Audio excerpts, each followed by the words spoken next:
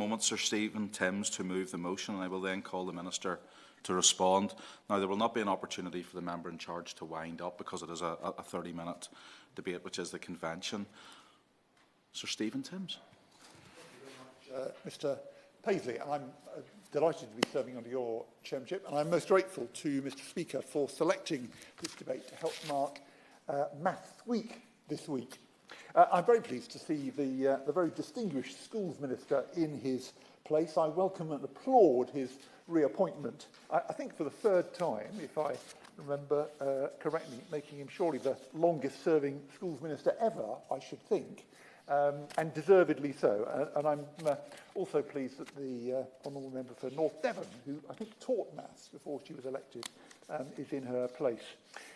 Mr. Paisley, the aims of Maths Week are to raise the profile of mathematics throughout England, to change the conversation about maths in the population at large, to be more positive, to enable children and adults from all backgrounds to access and enjoy mathematical experiences, to supplement teachers, support teachers to plan low-cost, high-impact maths activities at their own schools during the week, to encourage higher education centres to invite school children to visit for maths events, to raise aspirations, encourage greater take-up of maths at A-level and university, and to make maths accessible and enjoyable for people who thought it was an elitist subject just for clever people.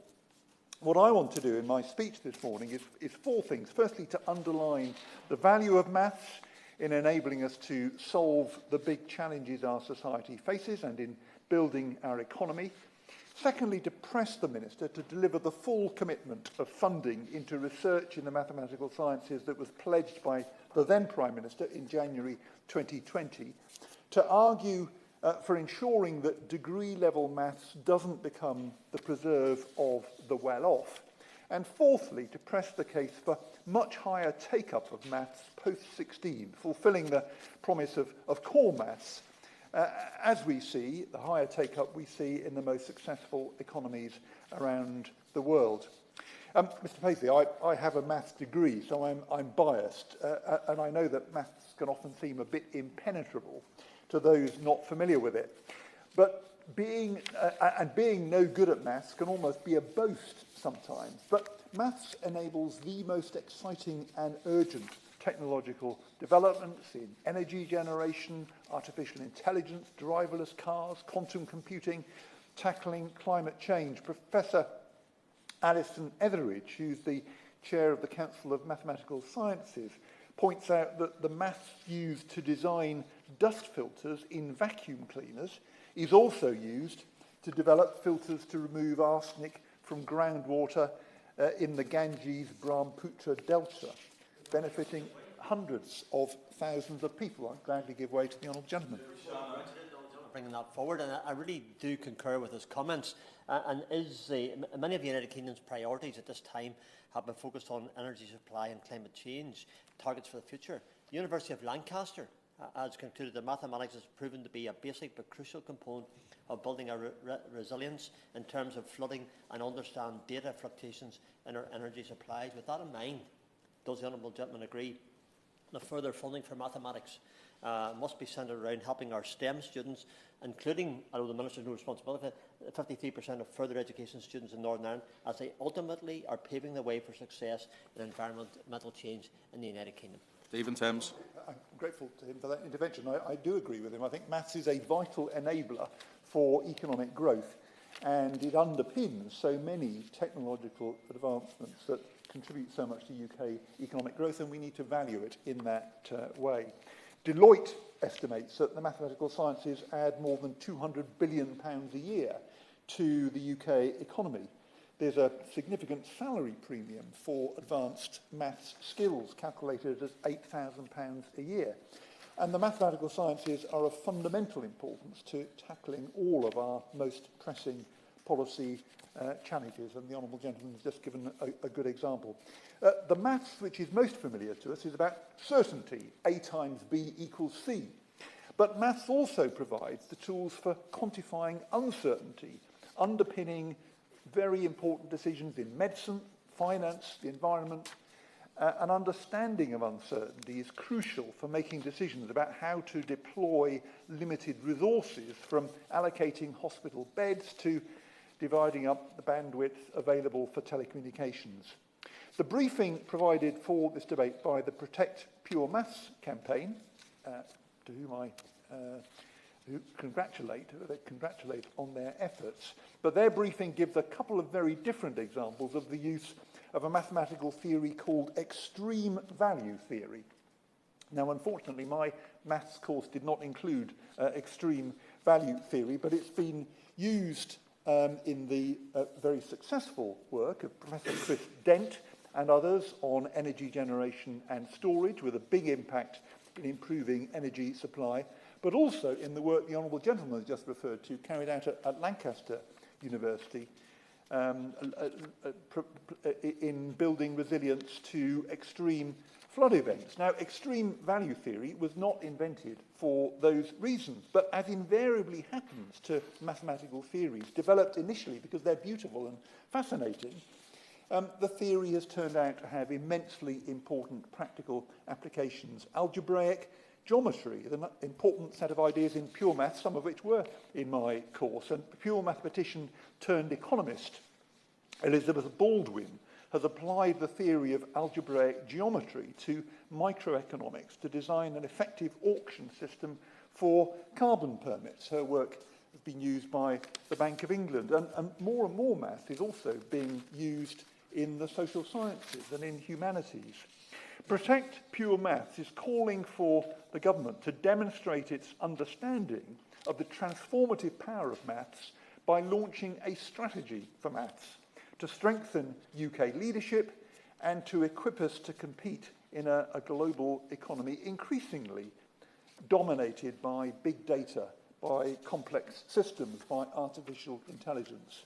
The Institute and Faculty of Actuaries also provided briefing for this debate, and they point out that mathematics is fundamental to the work of actuaries in insurance, pensions, and in health and care. So in January 2020, Mr. Paisley, there was a warm welcome for the commitment by the then Prime Minister to invest £300 million additional funding into research in the mathematical sciences.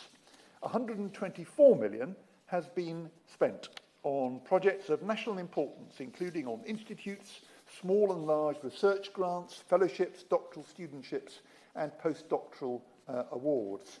And some of that work is concerned with solving current challenges of the kind that I've referred to, but some, absolutely rightly, is to pursue intellectual inquiry of the kind which characterises pure maths, whose output will almost certainly yield real-world applications in the future, but they're not apparent at the moment.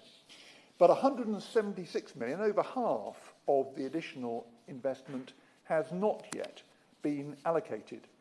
Now, the Chief Executive of UKRI has stated that UKRI, and I quote, did not receive the £300 million specifically for the mathematical sciences despite the announcement, end of quote. Now, the announcement she's referring to was made by the then Prime Minister. We are surely not in a position where a crystal clear announcement, attracting lots of attention, made by a Conservative Prime Minister turns out to be untrue. A recent written answer on this from the noble Lord Callanan in the other place did suggest there was doubt whether the funding will be forthcoming. And I do very much hope the Minister will clarify this and confirm that the funding already announced for mathematical science research, hugely valuable, will be delivered. Without that additional 176 million, doctoral studentships, fellowships, research programmes will remain unfunded. University maths departments need clarity on the sustainability of maths funding in order to give the go-ahead for research and innovation programmes that will last years into the future, programmes that will underpin future technological breakthroughs of great economic importance. Marcus du Sautoy, the Simonier Professor for the Public Understanding of Science at the University of Oxford, has made the point that maths underpins all of science and technology. So it makes sense, he says, quote, to allocate funds to mathematical research, even at a time of tight finances. And he goes on, it would be incredibly unwise to now abandon that pledge. Mr. Paisley, we have seen welcome progress with advanced maths education since I was doing the minister's job over 20 years ago. The trend then of falling numbers of A-level applicants and of undergraduates was halted and, I think, reversed. And changes introduced by another maths graduate, Charles Clarke, when he was Secretary of State, started the improving trend. The Protect Pure Maths campaign was initially established in response to some UK universities, though, cutting back their maths provision. Now, governments may be reluctant to intervene in the decisions of individual universities, but the government should make clear the strategic importance of maths and incentivise and support universities to give it priority, particularly beyond Russell Group universities, because maths is becoming an almost exclusively high-tariff degree. There's big growth at many high-tariff university maths courses. One leading maths department in England has increased its intake from 300 to 600 undergraduates per year. But the courses in low-tariff universities, many of them highly regarded, are shrinking. One of them has gone from 150 to 35 undergraduates per year. Students from lower income backgrounds are much less likely to go to university outside their local area. If maths courses become too small to be viable, we're going to see the emergence of maths deserts, which would reduce access to one of the best degrees in terms of future earnings. We do need strong and sustainable maths departments at universities in all parts of the country and in universities of all kinds. The other key issue, Mr. Paisley, for this Maths Week debate is the low take-up of maths in the UK post-GCSE. More 16 to 18-year-olds should be encouraged to take up core maths. It's an invention of this government. I imagine the Minister will have had a good deal to do with it at the time. The background is in 2010, the Nuffield Foundation published its report titled, Is the UK an Outlier? An International Comparison of Upper Secondary Mathematics. Well, it turned out, Mr. Paisley, the answer to that question was yes. 24 countries were surveyed. The UK had the lowest level of participation in upper secondary maths. England, Wales and Ireland were the only countries with participation less than 20% out of the 24. Then in June 2011, the then Secretary of State, the current Secretary of State for Housing and Levelling Up, looked forward to a situation where, and I quote, within a decade, the vast majority of pupils are studying mathematics right through to the age of 18. He followed that up in 2014 by committing that by 2020, by 2 years ago, the vast majority of students would be studying maths in some form after the age of 16. He meant not just A-level maths, but also the new qualifications of level 3 core maths, which teaches the statistical and analytical skills essential across every profession, from law to medicine, from journalism to manufacturing. But that increase has not happened. Progress in the last 8 years has been lamentable. One might even say negligible. The UK remains an outlier. In Germany, Japan, the USA, well over 50% of 17-year-olds are studying maths in some form. In Finland, Ireland, it's over 80%. In the UK, we're still below 20%. I'd gladly give way. I thank the Right Honourable Gentleman for giving way, and he is giving an exceptional speech, and I am delighted to be able to speak out in Maths Week for the subject, which I studied and love. But would he agree with me that one of the challenges for rural schools particularly is that they are unable to have specialist STEM sixth forms because of the restrictions placed on them because of their rural setting, and that I very much hope that the new ministerial team will be applying more maths in general to their funding decisions, because in rural schools the funding simply doesn't add up, and in large education authorities like Devon we don't actually look at the variance in achievement, only the average. Sir Simon Thames. I'm grateful Stephen to the Thames. Honourable Lady for her well-informed and absolutely valid comment. I think the big problem is the shortage of teachers, getting hold of teachers in rural schools and elsewhere with specialist maths abilities, able to teach the subject post-17, I think is a big challenge, and I very much agree with the points that she's made. The government should invest more in recruiting, developing and retaining maths teachers, because the lack of teachers, I think, is the key problem with the take-up of core maths. We need subject-specific continuing professional development for all maths teachers, and we need upskilling maths teachers who don't have a maths degree. So, Mr. Paisley, this is my argument that maths is hugely valuable in enabling us to solve the big challenges our society faces and in building the economy. The government needs to deliver the full commitment of funding into research in the mathematical sciences pledged by the then Prime Minister in January 2020. Degree-level mathematics must not become the preserve just of the well-off.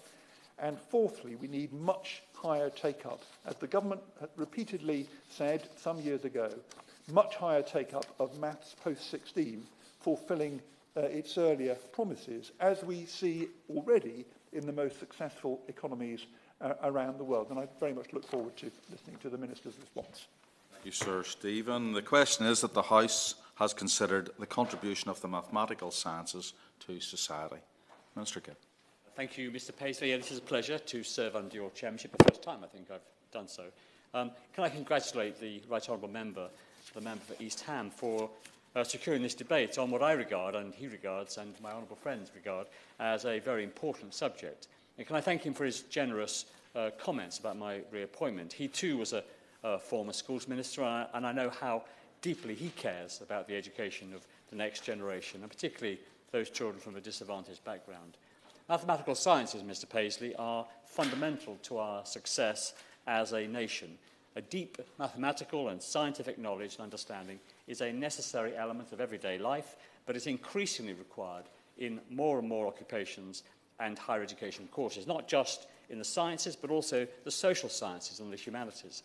The government is committed to ensuring that all pupils have a solid grounding in maths and science, and to encourage greater participation as they progress through their school careers, so we can grow the numbers of engineers, research scientists, and technology experts of the future. Improving mathematical knowledge at all levels is likely to deliver significant returns in terms of labour market skills, success to individuals themselves, as the Right Honourable Member said in his speech, increased productivity, and longer-term economic benefit, and will allow us to lead the way in scientific innovation. Keeping the UK's place at the leading edge of science and technology will be essential to our prosperity and competitiveness in the digital age. The government recognises that demand for STEM alumni at all levels is growing, which is why we must ensure that everyone, regardless of their background, has the opportunity to pursue STEM careers.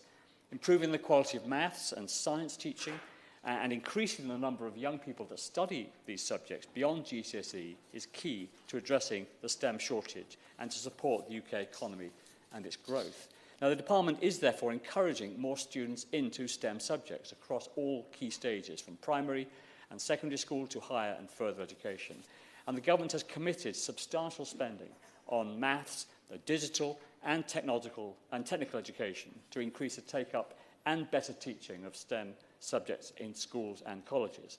Instilling a deep understanding and love of mathematics, as shared by my honourable friend, the member for North Devon, and the Right Honourable Gentleman, from an early age is vital. And that's why the department introduced Teaching for Mastery. And this is a pedagogy based on high-performing jurisdictions, including Shanghai and Singapore, which emphasises whole-class teaching and builds knowledge systematically, step by step, and in small increments, helping students gain fluency and a deep understanding of mathematical concepts. And I saw this firsthand when I visited Shanghai schools a few years ago.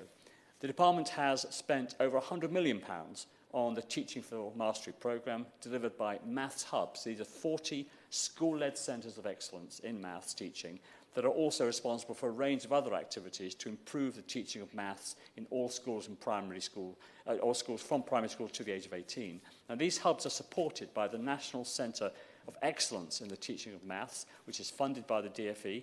And can I pay tribute to Debbie Morgan and Charlie Strip of the NCETM for their brilliant work over many years in improving the teaching of arithmetic and maths in our primary schools, and more recently in our secondary schools. Results from the TIMSS 2019 international study showed our Year 5 and Year 9 pupils continued to perform above the international averages in maths and science. And this included a significant improvement in maths for our Year 5 pupils, taking us to our highest ever score. This year also saw the rollout of the first regular multiplication tables check on Year 4 pupils. Knowing your tables by heart, up to 12 times 12, is essential for more complex maths involving simplification of fractions and for algebra, when instant retrieval of numbers is so important. And I will resist asking any of my honourable friends and honourable members their times table questions now. I've had that done to me too many times. At post-16, Mr Paisley, ensuring more students are studying maths beyond GCSE is a fundamental aim. Maths continues to be the most popular A-level subject, with 87,000 taking it in 2022, up from 69,800 in 2010. Further maths entries at A-level have also risen from 10,800 in 2010 to over 14,000 in 2022. But there's more to do, particularly to ensure that students from underrepresented groups, as referred to by the Right Honourable Gentleman, are also participating in this subject. And it's why the department continues to fund the Advanced Maths Support Programme, which provides high-quality professional development and online resources for teachers to support schools and colleges to expand their post-16 maths curriculum. Over 3,000 state-funded schools have participated in the programme since it was launched in 2018. Now, the government would like to see more students studying core maths, referred to again by the Right Honourable Gentleman, those qualifications, designed for those sixth formers not studying maths at A-level, but who wish to continue to study maths. And it's to prepare them, to prepare those students for the mathematical demands of university study and employment. And over 12,000 students took these qualifications last year. But there's more to do to raise awareness and to encourage take-up of those qualifications. So I give way to the Right Honourable Gentleman. It was the government's ambition that the great majority of students above 16, in the 16 to 18 range, would study maths in some form, mostly core maths, I think. Does that remain the government's ambition? And how long does the Minister think it's likely to take to achieve that ambition?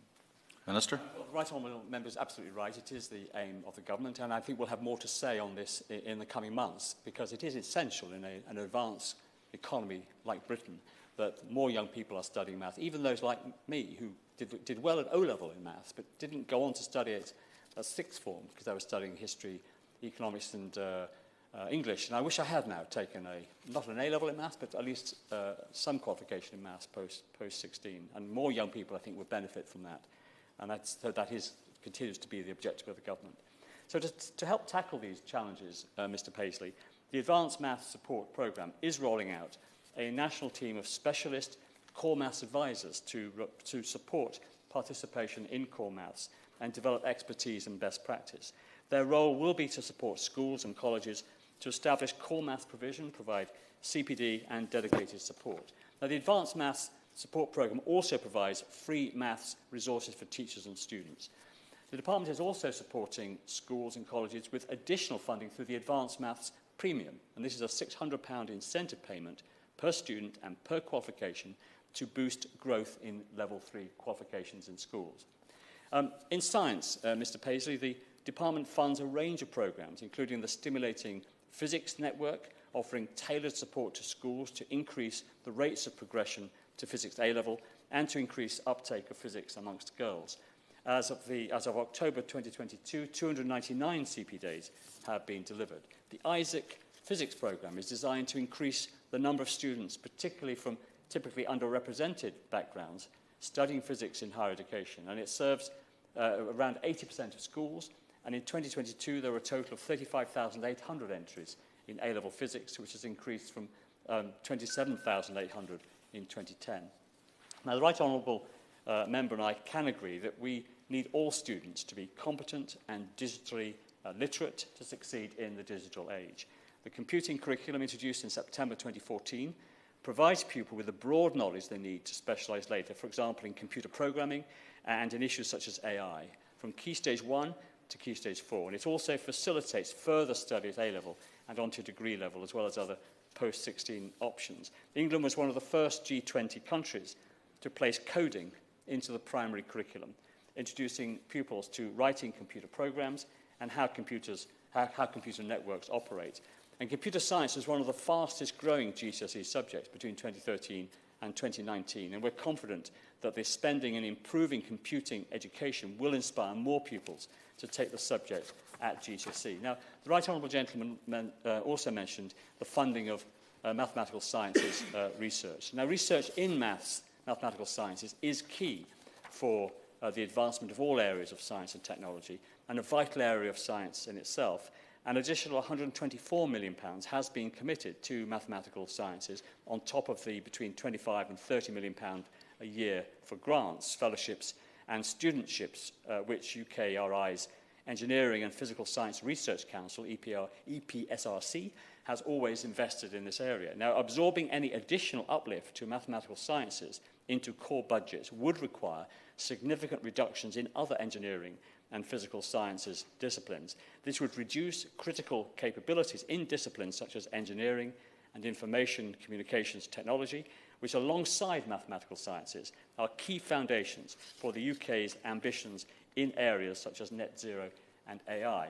Rather, I'd happily give way to for giving way. But this commitment of £300 million, 60 million per year over 5 years, was given in a blaze of publicity by the then Prime Minister in January 2020. Surely he's not telling us that the Prime Minister was saying something that wasn't true.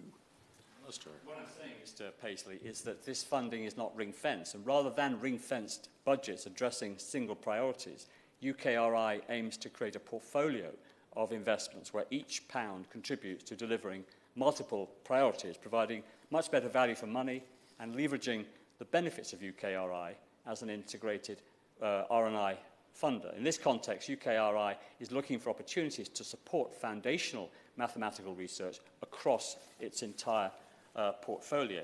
Now, the government is ensuring, the Right Honourable Member also referred to the issue of teachers in response to an intervention by my Right Honourable friend from North Devon. Now, the government is ensuring that all schools have access to highly skilled teachers. Teaching remains an attractive and fulfilling profession, and the number of teachers remains high, with over 465,000 working in state-funded schools across the country, 24,000 more than in 2010. Now, the department has made substantial incentives available to attract the brightest individuals to teach in high-demand subjects, including a £27,000 tax-free bursary in chemistry, computing, maths and physics, and prestigious scholarships in those subjects worth £29,000. And this is alongside a substantial continuous professional development for new and existing teaching staff through the early career framework and the new suite of national professional qualifications. So, Mr. Paisley, in conclusion, I hope that this chamber will understand how committed this government is to science and to science, and our commitment to ensuring that all people have the chance to succeed. Thank you for giving away once more. I just want to go back to this question of the £300 million. Does he accept that what the Prime Minister said was absolutely clearly 300 million for research in mathematical sciences? It was ring-fenced in his announcement. Surely that commitment should be honoured. Minister. The Right Honourable Gentleman has made his point, and I have made the point that the UKRI has an unring-fenced approach to how it allocates its investments. And I think it's important to allow the discretion of that institution to determine how it allocates its funding. And, of course, foundational research in mathematical sciences goes right across all the disciplines that UKRI oversees.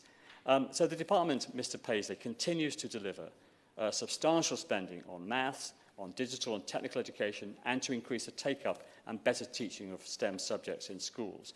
The department is clear that the acquisition of knowledge is the basic building block of education to which all pupils should have fair access.